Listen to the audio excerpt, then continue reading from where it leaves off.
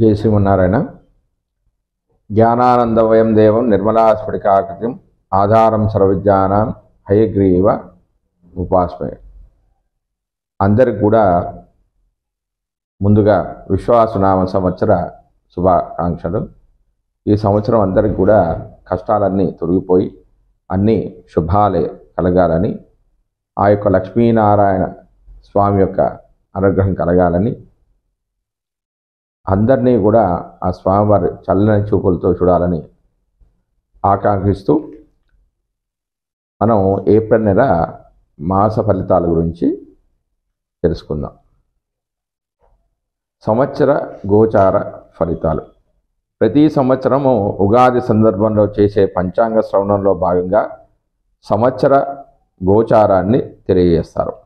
సాధారణంగా కూడా జరుగుతున్న సంవత్సరంలో తమకు సంబంధించిన శుభాశుభాలను తెలుసుకోవడం కూడా సంవత్సర గోచార ఫలితమే. ఈ విధానంలో ముఖ్యంగా ఆ యొక్క సంవత్సరం శని, గురు, రాహు, కేతుల సంచారం ప్రధానంగా గమనిస్తారంటే సంవత్సరం పొడవునా కూడా ఎక్కువ కాలం ఉండే గ్రహాలు అంటే ఇవే. అంటే శని 2.5 సంవత్సరాలు, గురువు 1 సంవత్సరం, రాహు, కేతులు ఒకే రాశిలో సంవత్సరంన్నర సంచరిస్తారు. కాబట్టి ముఖ్యంగా ఈ గ్రహాలను ఎక్కువగా లెక్కలోకి తీసుకుంటారు.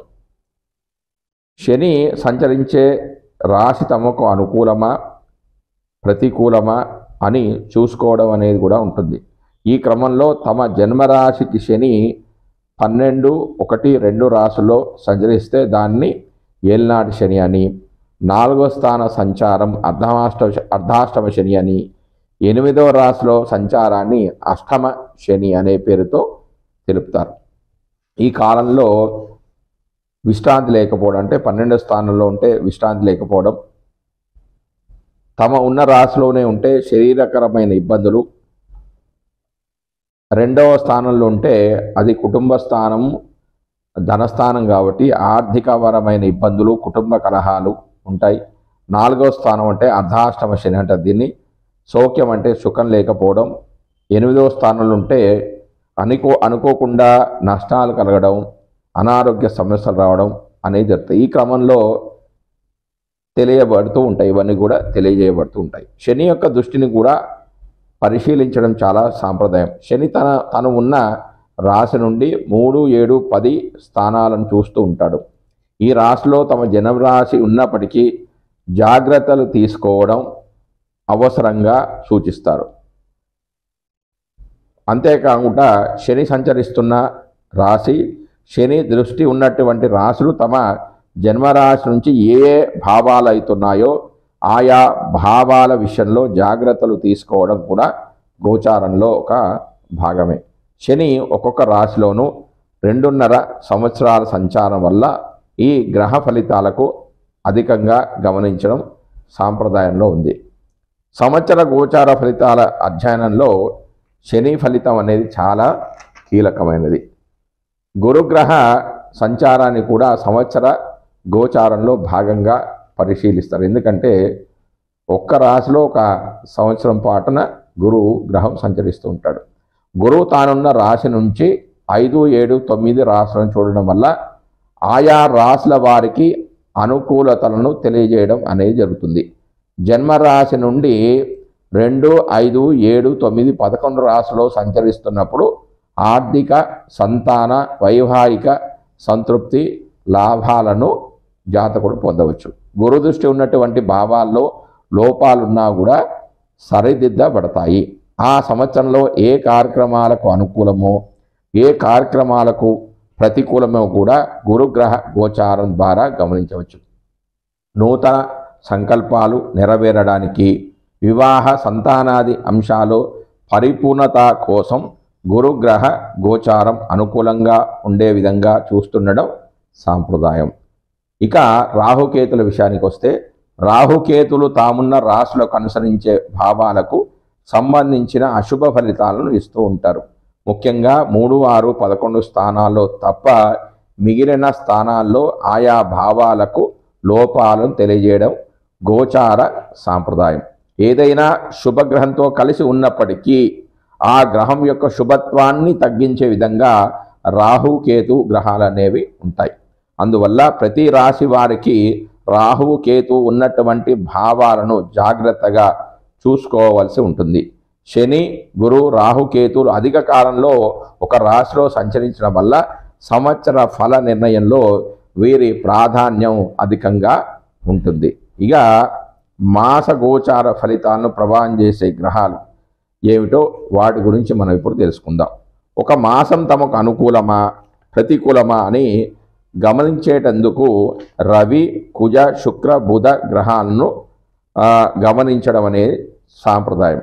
సూర్యుడు 3, 6, 10, 11 రాశుల్లో సంచరించే సమయంలో మాత్రమే శుభ ఫలితాలను ఇస్తాడు. మిగిలిన సమయాల్లో అతడు సంచరించే రాశి దృష్టి ఉన్న సప్తమ రాశి విషయంలో జాగ్రత్తలు తీసుకోవాలి. వేరువేరు జన్మరాశుల వారికి రవి సంచరిస్తున్న రాశి దృష్టి ఉన్నటువంటి రాశులు ఏ భావాలైతాయో గమనించి వాటికి అనుకూలమైన ఫలితాలను నిర్దేశించాల్సి ఉంటుంది. రవి గోచారంలో వ్యతిరేకంగా ఉన్న సమయంలో అధికార ప్రభుత్వ సంబంధమైన సమస్యలు, అనారోగ్య లోపాలకు, మానసికమైన ఒత్తిడులకు అధికమైన అవకాశం అనేది చాలా ఉంటుంది. అదేవిధంగా కుజుడు గోచారంలో అననుకూలమైన రాశులలో సంచరిస్తుంటే చిన్న చిన్న ప్రమాదాలు, ఒత్తిడులు, శరీరకమైన అనారోగ్యాలు, నొప్పులకు అవకాశం అనేది అధికంగా ఉంది.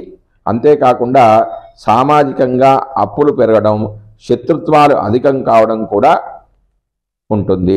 తగిన దాన ధర్మాలు అవసరమవుతాయి. 3, 6, 11 రాశుల్లో మాత్రమే శుభ ఫలితాలను కుజుడు ఇచ్చినప్పటికీ తాను సంచరిస్తున్న రాశి దృష్టి ఉన్నటువంటి 4, 7, 8 రాశులను కూడా ఫలితాల విషయంలో లెక్కలోకి తీసుకోవాలి. బుధుడు గోచారంలో అననుకూలమైన ప్రదేశాల్లో ఉన్నప్పుడు వ్యాపారాదులలో లోపాలకు అధికమైన అవకాశం అనేది ఉంటుంది. పెట్టుబడులు అనేవి ఫలించవు. స్ఫురణ శక్తి అనేది లోపిస్తుంటుంది. శారీరక చైతన్యం తగ్గిపోయే సూచనలు ఉన్నాయి. కొంత బలహీన మనస్తత్వం, ఆలోచన తత్వంలో లోపాలకు అవకాశం అనేది కలుగుతుంటుంది. రోగ నిరోధక శక్తి లోపించడం వల్ల కలిగే సమస్యలు అనేవి పెరుగుతాయి. బుధుడు 2, 4, 6, 8, 10, 11 స్థానాల్లో శుభ ఫలితాలను ఇస్తాడు. తాను చూస్తున్న భావాలకు కూడా శుభాన్ని ఇస్తాడు. శుక్రుడు అధిక స్థానాల్లో గోచారిత్యా అనుకూలంగా ఉన్నప్పటికీ, అంటే శుక్రుడు అధిక స్థానాల్లో శుభ ఫలితాన్ని కలిగజేస్తాడు. బలహీనమైన గోచార ఫలితాలు ఇచ్చే స్థానాల్లో అంటే 6, 7, 10 స్థానాల్లో కొంచెం ఇబ్బందికరమైన పరిస్థితులు అనేవి ఉంటాయి. అంటే ఆ స్థానాల్లో ఉంటే శుక్రుడు చెడు ఫలితాన్ని ఇస్తాడు.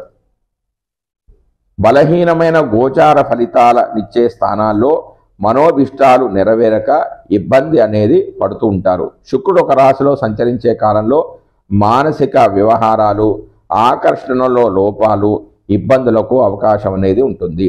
అవగాహన లోపాలుంటాయి. శరీరంలో హార్మోన్ల లోపాలు ఏర్పడతాయి. సమతుల్యమైన భావాలు దెబ్బతింటాయి. శుక్రుని విషయంలో 6, 7, 10 రాశుల సంచారం మాత్రం లోపమైనది. 6వ స్థానం సంచారం అధికమైన లోపంగా పరిగణిస్తారు. భార్యాభర్తల మధ్యలో అభిప్రాయ భేదాలకు కూడా ఇటువంటి అంశాలు కారణమవుతాయి. మానసికమైన ఒత్తిడి తీవ్రంగా ఉంటుంది. ఒక నెల రోజులు కొంత ఎక్కువ తక్కువలతో కూడుకున్న రోజుల్లో సంచరించే గ్రహాలు ఇవి.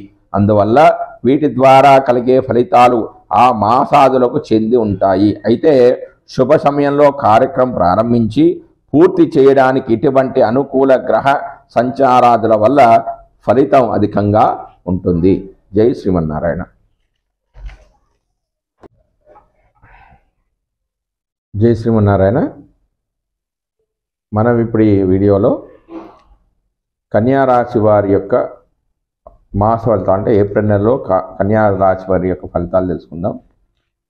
ముందుగా రవి యొక్క ఫలితాలు. కన్యా రాశి వారికి రవి ఏప్రిల్ 13 వరకు 6వ స్థానంలోను, ఏప్రిల్ 14 నుంచి 30 వరకు 7వ స్థానంలో సంచరిస్తూ ఉన్నాడు. 6వ ఇంట సంచరించే సందర్భంలో మంచి సుఖాలు, అనుకున్న పనులు పూర్తి చేయడం, శరీర సుఖము, సంతోషం, వస్త్ర ధనధాన్య లాభం కలుగుతాయి. అన్ని కష్టాలు తొలగిపోతాయి. మనసులో ధైర్యం అనేది పెరుగుతుంది. కార్యానుకూలతలు ఏర్పడతాయి. మానసికమైన శాంతి ఉంటుంది. ఇందులో రవి సువర్ణమూర్తిగా ఉండడం చేత అందులో 25% శుభ ఫలితాలు మాత్రమే జాతకుడు పొందే అవకాశం అనేది ఉంది.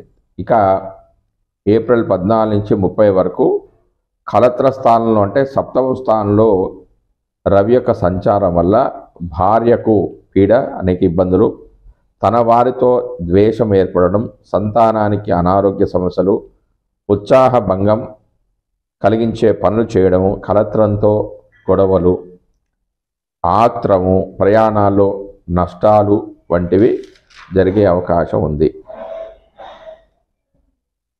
తర్వాత కుజుడు యొక్క ఫలితాలు. కన్యా రాశి వారి కుజుడు లాభస్థానంలో సంచరిస్తూ ఉన్నాడు. ఆరోగ్యం, అర్ధలాభంచ సంతోషం, వస్త్రలాభకృతు, యత్న కార్యానుకూలత్వం, ధైర్యమే ఏకాదశి కుజో. 11వ రాశిలో సంచరించే కుజుడి వలన ఆరోగ్యం అనేది సిద్ధిస్తుంది. ధనలాభాలు ఉంటాయి. సంతోషము, వస్త్రలాభము, అనుకున్న పనులు పూర్తి చేస్తారు. ధైర్యము, ఆర్థిక వృద్ధి, ఆరోగ్యము, ఇష్టవస్తు ప్రాప్తి ఉంటుంది. సర్వ రోగాల నుంచి విముక్తి లభిస్తుంది. భూలాభం అనేది కలుగుతుంది. వివాహాది శుభకార్యాలు కూడా జరుగుతాయి. సుఖవంతమైన వైవాహిక జీవితం అనేది గడుపుతారు. తర్వాత బుధుడు యొక్క ఫలితాలు. కన్యా రాశి వారికి బుధుడు 7వ స్థానంలో సంచరిస్తున్నాడు. 7వ రాశిలో బుధ సంచారం వల్ల దారిద్రము, ధన నష్టము, అధికారుల కోపము, సౌందర్య హాని, శరీరం అంతా చచ్చుబడిపోయినట్లు ఉండడం, వేడి చేయడం, అశాంతి, వృధా కోరికలు, పనులలో ఆటంకాలు, అనారోగ్యం, కుటుంబంలో వివాదాలు ఉంటాయి. కష్టాలతో కూడిన ప్రయాణాలు, మానసిక ఒత్తిడి, వ్యాపార నష్టాలు వంటివి జరుగుతాయి. బుధుడి యొక్క ఫలితాలు. 7వ రాశిలో బుధ సంచారం వలన దారిద్రము, ధన నష్టము, అధికారులకు కోపము, సౌందర్య హాని, శరీరమంతా చచ్చుబడిపోయినట్టుగా ఉండడం, వేడి చేయడం, అశాంతి, వృధా కోరికలు, పనుల్లో ఆటంకాలు, అనారోగ్యము, కుటుంబంలో వివాదాలు ఉంటాయి. కష్టాలతో కూడిన ప్రయాణాలు చేస్తారు. మానసికమైన ఒత్తిడి, వ్యాపార నష్టాలు వంటివి ఉంటాయి. తర్వాత గురుడు యొక్క ఫలితాలు. కన్యా రాశి వారికి గురుడు భాగ్యస్థానంలో సంచరిస్తున్నాడు. 9వ రాశిలో సంచరించే గురుడు శుభఫలదాత. ధనాన్ని, కులాచారాన్ని పాటించడం, గృహలాభం అనేది కలుగుతుంది. రుచికరమైన భోజన ప్రాప్తి కలుగుతుంది. స్త్రీ సుఖాలు కలుగుతాయి. కార్యసిద్ధి అనేది జరుగుతుంది. అధికార ప్రాప్తి అనేది కలుగుతుంది. కుటుంబ సౌఖ్యము ఉంటాయి. సర్వ భాగ్యాలు సిద్ధిస్తాయి. విదేశీ ప్రయాణాలు కూడా ఉంటాయి. నివాసంలో మార్పులు అనేవి గోచరిస్తాయి. పుత్రపౌత్రాది సంతాన అభివృద్ధి అనేది కలుగుతుంది. వ్యాపారంలో విజయాన్ని సాధిస్తారు. వృత్తి ఉద్యోగాల్లో అభివృద్ధి అనేది కనిపిస్తుంటుంది. ఇందులో 75% శుభ ఫలితాలు ఈ రాశి వారు పొందుతారు. కారణం ఏంటంటే ఈ రాశిలో గురుడు రజతమూర్తిగా ఉండడం చేత. తర్వాత శుక్రుడి యొక్క ఫలితాలు. కన్యా రాశి వారికి శుక్రుడు 7వ భావంలో సంచరిస్తున్నాడు. 7వ రాశిలో సంచరించే శుక్రుడి వలన తాపం, కోపం, భయం, కష్టమైన జీవితం, సుఖ వ్యాధులు, మోహ వ్యాధులు పెరుగుతాయి. స్త్రీల వలన కష్టాలు, భార్యకు అనారోగ్యము, ధన వ్యయము, స్త్రీలతో భేదాభిప్రాయాలు వంటివి ఉండే అవకాశం అనేది ఉంది. తర్వాత శని యొక్క ఫలితాలు. కన్యా రాశి వారికి శని 7వ స్థానంలో సంచరిస్తూ ఉన్నాడు. 7వ రాశిలో సంచరించే శని వలన అశుభ ఫలితాలే గోచరిస్తాయి.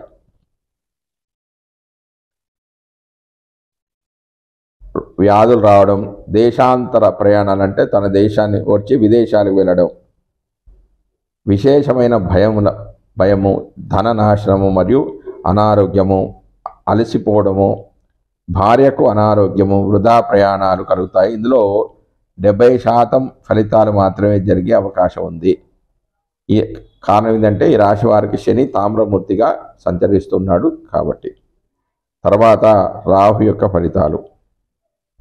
కన్యా రాశి వారికి రాహువు 7వ భావంలో సంచరిస్తున్నాడు. లాభం లేని ప్రయాణాలు చేస్తారు. వ్యాపారంలో నష్టాలుంటాయి. మానసికమైన అశాంతి, ఒత్తిడి, శత్రువుల వల్ల భయం, కుటుంబం నుంచి వేరుపడడం, కష్టాలతో కూడిన ప్రయాణాలు వంటివి చేస్తూ ఉంటారు. ఈ రాశి వారికి రాహువు అశుభ ఫలితాలను కలిగజేస్తారు. కాబట్టి వీరు దుర్గా పారాయణం చేసుకున్నట్లయితే మంచి ఫలితాలు అనేవి కలుగుతాయి. తర్వాత కేతువు యొక్క ఫలితాలు. కన్యా రాశి వారి కేతువు జన్మరాశిలో సంచరించడం వలన అనారోగ్యము, శరీరంపై గాయాలు కావడం, నీచ కార్యాలు చేయడం, అగౌరవం వంటి జరుగుతాయి. భార్యాపుత్రులతో విరోధం, దేశ సంచారము, రోగపీడలు, ధనానికి ఇబ్బందులు, కష్టాల వంటి ఫలితాలు జరిగే అవకాశం ఉంది. కాబట్టి ఈ రాశివారు కేతు యొక్క అనుగ్రహ ప్రాప్తికై ప్రతి నెల మాస సంకటహార చతుర్థి రోజు గణపతికి అభిషేకం చేయడము, ప్రతి బుధవారం కూడా గణపతికి అర్చన చేసుకోవడం ద్వారా కేతువు యొక్క అశుభ ఫలితాల నుంచి బయటపడి కేతువు యొక్క అనుగ్రహానికి పాల్పడే అవకాశాలు ఉన్నాయి. జై శ్రీమన్నారాయణ.